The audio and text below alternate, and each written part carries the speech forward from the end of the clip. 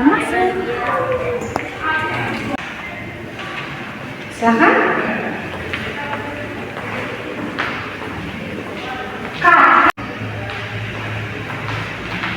Silakan dulu.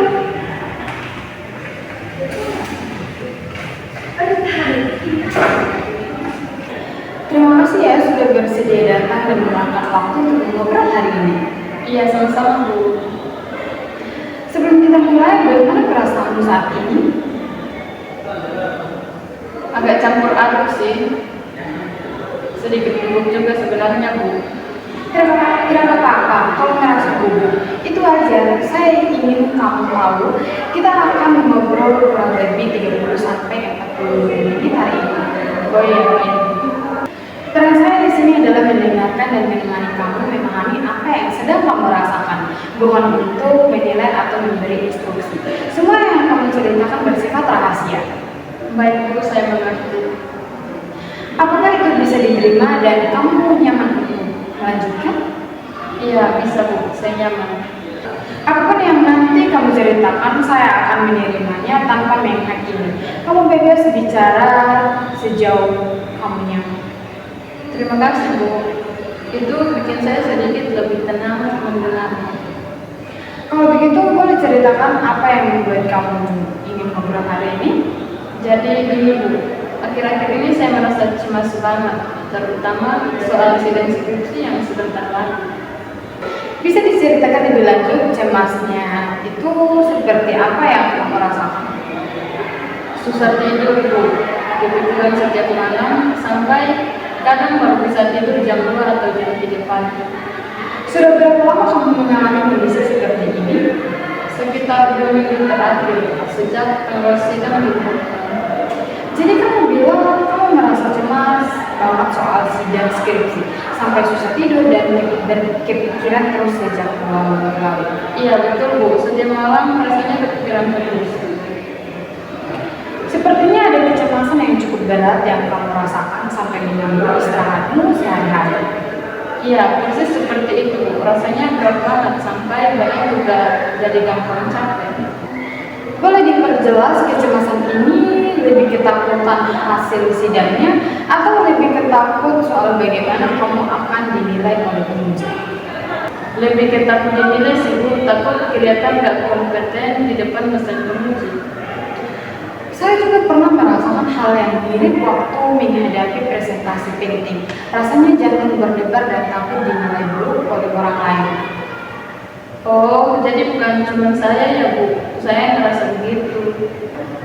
Iya, jadi saya bisa memahami betapa beratnya perasaan seperti itu. Boleh diceritakan apa yang paling sering muncul di pikiranmu menjelang sidang? Saya takut nanti ditanya hal-hal yang saya nggak bisa jawab, terus dipojokkan di depan mesin penguji. Jadi ada ketakutan yang cukup dalam ya tentang bagaimana kamu akan dinilai oleh orang lain, terutama kamu dianggap tidak kompeten. Iya Bu, rasanya seperti kalau saya gagal jawab satu pertanyaan saja, semua kerja keras yang selama ini jadi sia-sia.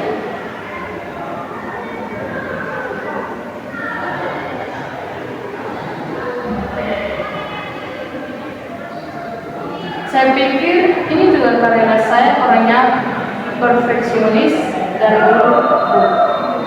Saya dengar ada semacam standar yang sangat tinggi yang kamu tetapkan untuk dirimu sendiri sampai satu kesalahan kecil terasa seperti kegagalan total. Iya benar Bu, saya memang dari dulu begitu, susah memaafkan diri sendiri kalau ada yang kurang sempurna.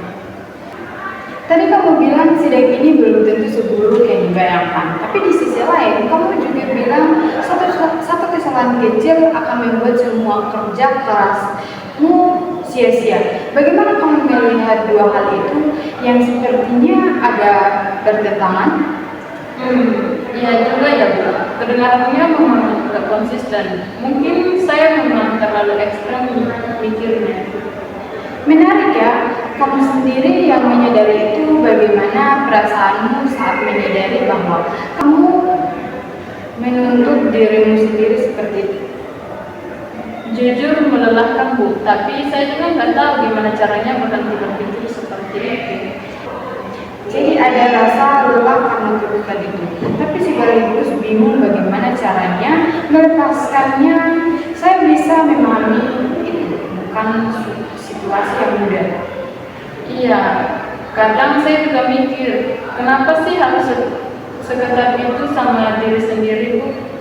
Pertanyaan itu sendiri kedengarannya penting buat kamu. Mungkin ini saat yang baik untuk kamu duduk sebentar dengan pertanyaan itu. Kenapa kamu memperlakukan dirimu seketat itu? Mungkin karena dari kecil saya selalu diajarkan kalau nilai itu segalanya. Jadi rasanya takut banget kalau sampai dianggap gagal gitu. Jadi ini ada hubungannya dengan pengalaman kamu sejak kecil tentang bagaimana nilai dan keberhasilan diajak sebagai sesuatu yang sangat penting. Iya Bu, mungkin itu juga sebabnya saya susah banget buat santai soal ini. Itu masuk akal kalau sekarang perasaan itu muncul lagi menjelang sidang. Menurut saya, kesadaran yang kamu tunjukkan hari ini soal pola ini adalah langkah yang berarti. Terima kasih Bu, tapi saya juga sempat berpikir untuk menghindar saja. Nggak usah mikirin sidang dulu sampai mendekati harinya. Saya paham keinginan untuk menghindar dari rasa cemas ini. Itu manusiawi. Bagaimana menurutmu sendiri? Apakah menghindar akan membantu kamu merasa lebih siap nantinya? Kalau dipikir-pikir nggak juga Bu, malah mungkin bikin saya makin gak siap. Saya menghargai kamu sudah berani menyadari dan mengungkapkan hal ini. Ini bukan hal yang mudah untuk dibuka ke orang lain. Iya Bu, ini juga pertama kalinya saya cerita seterbuka ini ke orang lain soal kecemasan saya. Saya percaya seiring kamu memahami pola pikirmu lebih dalam seperti ini, perasaan cemas itu bisa berangsur-angsur lebih ringan. Semoga begitu ya Bu, saya juga mulai berharap begitu. Selain soal sidang, apakah ada bagian lain dari hidupmu belakangan ini yang juga ikut terdampak oleh kecemasan ini? Ada Bu, saya jadi lebih malas makan teratur dan teman-teman juga jadi lebih jarang dulu karena rasanya capek duluan. Jadi kecemasan ini ternyata memengaruhi cukup banyak sisi kehidupanmu, bukan hanya soal sidang skripsi saja. Iya Bu, baru kerasa juga kalau dampaknya ternyata seluas itu. Kita sudah ngobrol cukup banyak hari ini. Dari semua yang kamu ceritakan, apa hal yang paling kamu sadari atau rasakan baru setelah ngobrol tadi? Saya jadi sadar kalau kecemasan ini bukan soal sidangnya Ibu, tapi lebih ke gimana saya selalu takut gagal dari dulu. Itu pemahaman yang dalam ya. Jadi hari ini kita sudah membahas tentang kecemasanmu menjelang sidang yang ternyata berakar dari standar tinggi terhadap diri sendiri sejak kecil. Iya Bu, betul. Saya jadi lebih paham diri sendiri setelah ngobrol ini. Kita juga sudah melihat bagaimana kamu mulai menyadari pola frekuensimu sendiri serta keinginan untuk mulai memperlakukan dirimu dengan lebih lembut ke depannya. Iya Bu, mungkin saya perlu belajar lebih baik sama diri saya sendiri. Menurut saya menyadari akar dari sebuah perasaan itu sendiri sudah merupakan langkah besar. Saya percaya kamu yang paling tahu apa yang kamu butuhkan untuk melangkah dari sini.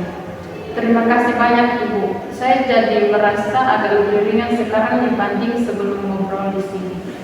Saya senang mendengar itu. Terima kasih banyak sudah berbagi cerita yang berarti ini denganku hari ini.